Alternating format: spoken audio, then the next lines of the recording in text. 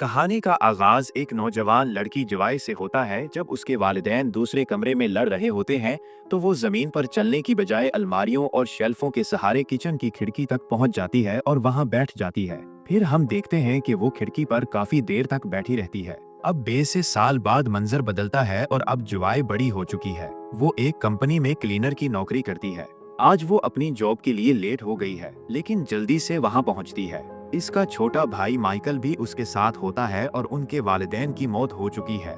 जुआई जहाँ भी काम करने जाती है वो माइकल को अपने साथ ले जाती है क्योंकि वो थोड़ा मुख्तलिफ है और उसे खास देखभाल की जरूरत होती है। जुआई पहले स्पेशल फोर्सेज में थी लेकिन वालिदैन की मौत के बाद माइकल की जिम्मेदारी उस पर आ गई जिससे उसे फोर्सेज छोड़कर क्लीनर की नौकरी करनी पड़ी। अब वो ऊंची ऊंची बिल्डिंग्स की खिड़कियां साफ करती है जो 300 से 400 मीटर ऊंची होती है। आज वो जिस बिल्डिंग में काम करने आई है वो इस इलाके की सबसे ऊंची इमारतों में से एक है। वो माइकल को रिसेप्शन पर बिठाकर टॉप फ्लोर पर जाती है जहां बिल्डिंग का ऑपरेटिंग रूम होता है।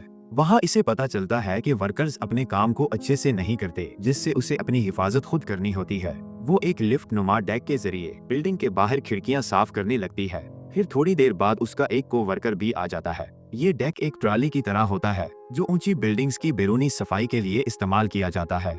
अब कहानी में पहला ट्विस्ट आता है। इस बिल्डिंग में आज एक बड़ी प्राइवेट एनर्जी कंपनी का एनुअल इवेंट हो रहा है। ये कंपनी लंदन में कई सोर्स से एनर्जी जनरेट करती है। इधर जवाई अभी भी बिल्डिंग के बाहर लटकी हुई है जब उसका कोवर्कर अपनी सफाई पूरी करके ऊपर चला जाता है। अब जवाई अकेली रह जाती है लेकिन अपने सफाई के काम को करती रहती है। दूसरी तरफ एनर्जी कंपनी के चीफ एग्जीक्यूटिव अफसर और फाउंडर्स जो दो भाई हैं, फंक्शन शुरू होने से पहले ही नशे में डूबे होते हैं। वहीं फंक्शन की तैयारियां जोरों शोर से चल रही होती है। हॉल में परफ्यूम की कुछ बोतलें भी रखी हुई हैं, जो कहानी में आगे इम्पोर्टेंट रोल निभाने वाली हैं। अब जुआई भी अपनी सफाई का काम पूरा कर लेती है और वो भी ऊपर जाना चाहती है। जब वो टेक्निकल स्टाफ को काम पूरा होने की खबर बताती है तो वो उसे डेक से ऊपर जाने की सलाह देती है। जुआई उन पर भरोसा कर लेती है और डेक पर चढ़ जाती है। अब वो अपनी मैनुअल रूप खुद अलग कर देती है और डेक छत की तरफ बढ़ने लगता है। जवाई कितनी ऊंचाई पर है उसका अंदाजा इस बात से लगाया जा सकता है कि जब उसके हाथ से पानी से भरा एक फोम नीचे गिरता है और वो किसी नीचे गुजरते हुए शख्स से टकराता है तो उसकी हालत इतनी खराब हो जाती है कि उसे रेस्क्यू करना पड़ता है। इसी दौरान बिल्डिंग के अंदर कुछ लोग मास्क पहनकर आते हैं। देखने में लगता है कि ये कंपनी के लोग हैं क्योंकि इनके मास्क पर कंपनी का लोगो बना हुआ है। ऐसा लगता है कि एडमिनिस्ट्रेशन ने उन्हें मास्क पहनने के लिए कहा होगा और लोग उन्हें इसी तरह ही वेलकम कर रहे हैं, लेकिन कुछ ही देर में माहौल पूरी तरह बदल जाता है। मास्क पहने लोग अचानक कंपनी के मेन ऑपरेटिंग सेंटर में मौजूद स्टाफ को मारकर वहां खुद ऑपरेट हो जाते हैं। इसी वक्त जवाई की लिफ्ट ऊपर जा रही होती है लेकिन तभी एक डेड वर्कर का हाथ लगने से लिफ्ट बीच में ही रुक जाती है। अब वो एक बहुत ही खतरनाक जगह पर फंस गई है, ठीक इसी फ्लोर पर जहां कंपनी का फंक्शन चल रहा है। अब मास्क पहने लोगों ने ऑपरेटिंग रूम का पूरा कंट्रोल अपने हाथ में ले लिया है और जवाई जो इतनी ऊंचाई पर फंसी हुई है वो कुछ नहीं कर सकती क्योंकि उसने अपनी सेफ्टी रूप पहले ही छोड़ दी थी जिससे वो खुद को ऊपर या नीचे नहीं ले जा सकती। अब उसकी बदकिस्मती ये है कि वो बिल्डिंग की खिड़की से अंदर का पूरा नजारा देख सकती है लेकिन कुछ कर नहीं सकती। मास्क पहने लोग अपने मुंह पर ऑक्सीजन सिलेंडर लगाते हैं और एक बटन दबाते हैं। इसके साथ ही हाल में रखी परफ्यूम की बोतलों से एक गैस निकलने लगती है जिससे वहां मौजूद लोग बेहोश होने लगते हैं। लोग इससे बचने की कोशिश करते हैं लेकिन कोई फायदा नहीं होता। इस बीच जुवाई का भाई माइकल भी बिल्डिंग के उसी हिस्से में पहुंच चुका होता है जहां जुवाई सफाई कर रही थी। वो जुवाई की मदद करना चाहता है लेकिन पूरी बिल्डिंग में परफ्यूम की बोतलें रखी हैं और गैस हर जगह फैल रही है, जिससे माइकल किसी तरह बचते हुए एक कमरे में छुप जाता है ताकि वो गैस से महफूज रह सके। लेकिन बिल्डिंग में मौजूद बाकी सभी लोग बेहोश हो जाते हैं, सिर्फ मास्क पहनने वाले लोग ही बचे रहते हैं। अब मास्क वाले लोग कंपनी के सभी चीफ एग्जीक्यूटिव अफसर और शेयर होल्डर्स को इकट्ठा करते हैं और उन्हें एयर फिल्टर मास्क देते हैं ताकि वो होश में रहें और सांस ले सके। फिर वो उन लोगों से बात करना शुरू करते हैं। अब पता चलता है कि ये मास्क पहनने वाले लोग असल में माहौल को बचाने वाले एग्जीक्यूटिव हैं। इनका कहना है कि ये कंपनी झूठ बोल रही है। कंपनी एनर्जी तो बनाती है लेकिन उसके कारण बहुत ज्यादा वेस्ट पैदा होता है जिससे इकोसिस्टम खराब हो रहा है। कई जानवर मर रहे हैं और उस कंपनी के आसपास रहने वाले लोगों की सेहत भी बिगड़ रही है। इसका मतलब साफ है कि ये मास्क पहने लोग लोगों को यरवमाल बनाकर इस कंपनी की सच्चाई दुनिया के सामने लाना चाहते हैं। लेकिन एक और चौंकाने वाली बात सामने आती है। इस कंपनी के दो चीफ एग्जीक्यूटिव अफसर, जो असल में दो भाई हैं, सिर्फ बिजनेसमैन ही नहीं बल्कि पार्लियामेंट के मेंबर भी हैं। ये चीफ एग्जीक्यूटिव अफसर और शेयर होल्डर्स आसानी से लोगों को धोखा देकर इस टॉक्सिक कंपनी को चला रहे थे। मास्क पहने लोग उन सब से चाहते हैं कि वो अपने अपने अकाउंट्स के पासवर्ड दें ताकि कंपनी से जुड़ी सारी सीक्रेट जानकारी आम आवाम के साथ शेयर की जा सके। इसके अलावा वो इन सभी लोगों से कबूलनामे भी लेना चाहते हैं। अब तक तो उनकी मांगें सही लगती हैं, बस उनका तरीका गलत था। लेकिन अब कहानी में ट्विस्ट आता है। मास्क पहने लोगों ने सभी चीफ एग्जीक्यूटिव अफसर और शेयर होल्डर्स को एक जगह बिठा दिया है। तभी उनकी टीम का एक आदमी नोवा अपने बॉस की मर्जी के खिलाफ जाकर कंपनी के दो चीफ एग्जीक्यूटिव अफसर में से एक को गोली मार देता है, जिससे सभी चौंक जाते हैं क्योंकि वो यहाँ सिर्फ सच उजागर करने आए थे। लेकिन अब ये मामला कत्ल तक पहुँच चुका है। इनका लीडर मार्क्स नोवा से पूछता है कि उसने ऐसा क्यों किया। इस दौरान जुआए, जो बिल्डिंग के बाहर लटकी हुई है, जब पार्लियामेंटेरियन को मरते हुए देखती है तो वो बाहर खिड़की पर SOS साइन बना देती है ताकि कोई पुलिस को बुला सके।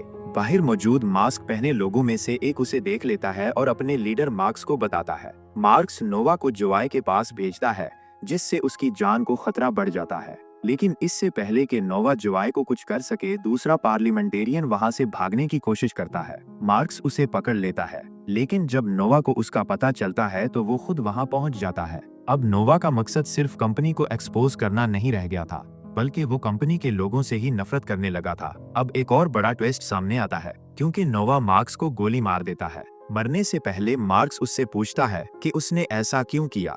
नोवा बताता है कि वो एंटी ह्यूमन है, वो इंसानियत से ही नफरत करता है। इसके लिए ये सिर्फ कंपनी को खत्म करने का मिशन नहीं था, बल्कि वो चाहता है कि इंसानों की आबादी कम कर दी जाए। अब तक मास्क पहने लोगों में से कुछ मार्क्स के सपोर्टर थे, लेकिन जब उन्होंने देखा कि नोवा ने अपने ही लीडर को मार दिया तो उनमें से कुछ उसकी एंटी ह्यूमन सोच को फॉलो करने लगते हैं और बाकी बचे लोगों को भी मार देते हैं। अब नोवा जुआए की तरफ बढ़ता है। जुआए अब भी बिल्डिंग के बाहर खिड़की पर लटकी हुई है। अंदर इसका भाई माइकल छुपा हुआ है। नोवा खिड़की के अंदर खड़ा है और जुआए बाहर है। जुआए के पास अब एक मौका बचता है, जिससे वो मार्क्स की लाश की जेब से एक गिन निकाल लेती है और नोवा की तरफ तान देती है। नोवा पुरसुकून रहता है और इसे बताता है कि इसने जुआए की पूरी मिलिट्री हिस्ट्री चेक की है। वो जानता है कि जुआए बेगुनाह लोगों को नुकसान नहीं पहुंचाएगी।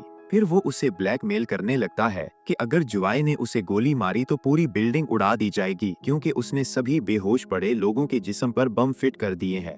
फिर वो एक बेहोश खातून के सर पर गिन रखता है और माइकल को भी मारने की धमकी देता है। इसके पास कोई चारा नहीं बचता, इसलिए नोवा उसे अपनी गिन नीचे की ओर करने को कहता है और बाहर सड़क पर गुजर रहे लोगों पर 7 राउंड फायर करने के लिए मजबूर करता है। अब पुलिस मौके पर पहुंच चुकी है। जुआए का बनाया हुआ SOS साइन देखकर वो पहले से वहां आ रहे थे, लेकिन जब उन्होंने देखा कि जुआए ने फायरिंग की है तो अब वो उसे दहशतगर्द समझने लगे। पुलिस स्नाइपर इसे निशाने पर ले लेता है, लेकिन सीनियर पुलिस ऑफिसर जुआए को पहचान लेती है। वो जानती है कि जुआए एक एक्स मिलिट्री ऑफिसर है, इसलिए वो हुक्म देती है कि जुआए को अभी मत मारो। लेकिन बाकी पुलिस अफसरान इस पर मुत्तफिक नहीं है और जुआए को शूट करने के लिए दबाव बनाने लगते हैं। इस बीच जुआए मार्क्स की लाश से उसका फोन निकालती है और पुलिस हेल्पलाइन पर कॉल करती है। इसकी कॉल सीधे सीनियर पुलिस ऑफिसर को ट्रांसफर कर दी जाती है। जुआए पुलिस को पूरी सिचुएशन समझाती है कि बिल्डिंग के अंदर क्या चल रहा है। इस बीच किडनैप हुए लोगों के कन्फेशन रिकॉर्ड किए जा रहे हैं और ये रिकॉर्डिंग्स न्यूज चैनल पर भी दिखाई जा रही है। लेकिन जैसे ही पुलिस को नोवा के बारे में सारी जानकारी मिलती है, वो भी इसकी डिटेल्स न्यूज पर चला देते हैं। ऑपरेटिंग रूम में बैठी जी, जो नोवा के मकसद से अनजान थी, जब ये न्यूज देखती है तो उसे समझ आता है कि नोवा असल में क्या करने वाला है। अब सुपरिंटेंडेंट नोवा से बात करने की कोशिश करती है। कॉल ट्रांसफर होते ही नोवा धमकी देता है कि अगर इसे कुछ हुआ तो उसकी कलाई पर बंधा बैंड ऑटोमेटिक ट्रिगर हो जाएगा और बम से बंधे लोगों की जान चली जाएगी। इधर पुलिस सीक्रेट तरीके से बिल्डिंग में घुसने की कोशिश करती है, लेकिन नोवा कैमरे के जरिए उन्हें देख लेता है और जिस वैन में पुलिस आई थी उसमें लगे बम को ब्लास्ट कर देता है। अब न्यूज चैनलों पर यह रिपोर्ट आने लगती है कि दहशतगर्दों ने कोई डिमांड ही नहीं रखी। अब नोवा जुआए को बातों में उलझाकर बिल्डिंग में एक और धमाका करने के लिए एक्सप्लोसिव नीचे भेजता है, लेकिन पुलिस ऑफिसर बर वक्त जुआए को वार्न कर देती है, जिससे जुआए फौरन डेक को छोड़कर खिड़की के सहारे साइड में खुसक जाती है। फिर जैसे ही बम ब्लास्ट होता है, डेक गिर जाता है और सभी को लगता है कि जुवाई मर गई है, लेकिन असल में जुवाई खिड़की से लटक रही होती है। इसका भाई माइकल और एक पुलिस ऑफिसर उसे अंदर खींच लेते हैं, लेकिन अब नोवा को भी पता चल जाता है कि जुवाई बिल्डिंग के अंदर आ चुकी है।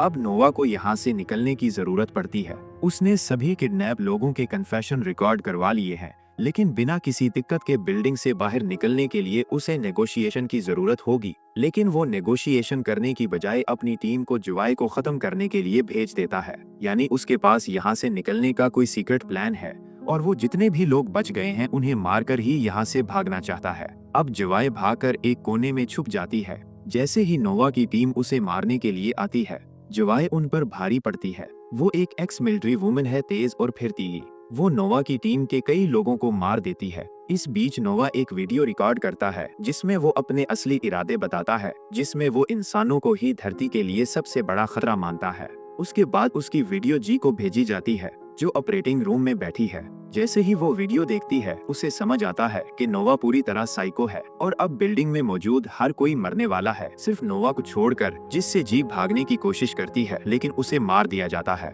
फिर जुवाई ऑपरेटिंग रूम में पहुंचती है और वो वहां पर मौजूद आखिरी शूटर को मार देती है।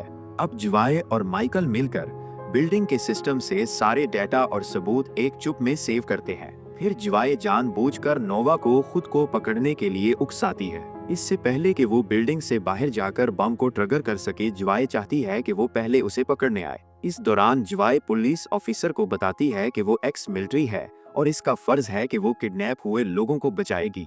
फिर वो अपने भाई माइकल को लिफ्ट से बाहर भेज देती है ताकि वो बिल्डिंग से महफूज निकल सके। अब आखिरी लड़ाई शुरू होने वाली होती है। नोवा जुवाई को मारने के लिए बिल्डिंग में उसे ट्रैक करता हुआ आ जाता है, लेकिन जुवाई चुपके से उसके साथियों को खत्म कर देती है। मगर वो नोवा को नहीं मार सकती, क्योंकि वो जानती है कि उसकी कलाई पर बंधा बैंड उसके मरते ही बम्स को ट्रिगर कर देगा, जिससे वो नोवा से वो बैंड छीनने के लिए उससे जानबूझकर लड़ाई करने लगती है।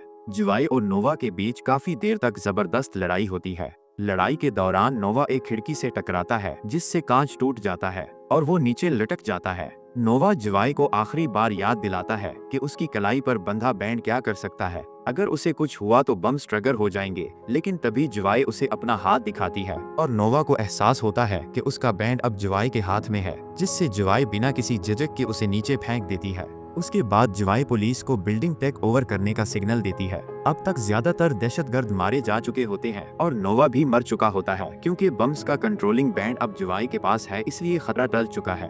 फिर पुलिस बिल्डिंग में घुसकर बाकी दहशतगर्दों को खत्म कर देती है और यहीं पर सीन कट हो जाता है। उसके बाद जुवाई नीचे आती है, जहां पुलिस ऑफिसर उसकी बहादुरी की तारीफ करती है। सभी न्यूज चैनलों पर उसका नाम और बहादुरी की चर्चा हो रही होती है, लेकिन जुवाई को उस वक्त सिर्फ अपने भाई माइकल की फिक्र होती है। वो उसे ढूंढती है, लेकिन वो कहीं नहीं मिलता। फिर अचानक वो रिसेप्शन एरिया में एक सोफे पर बैठा दिखाई देता है। उसके पास ही वो चुप होती है जिसमें सारा डेटा सेव किया गया था, और उसी के साथ ये कहानी खत्म हो जाती है।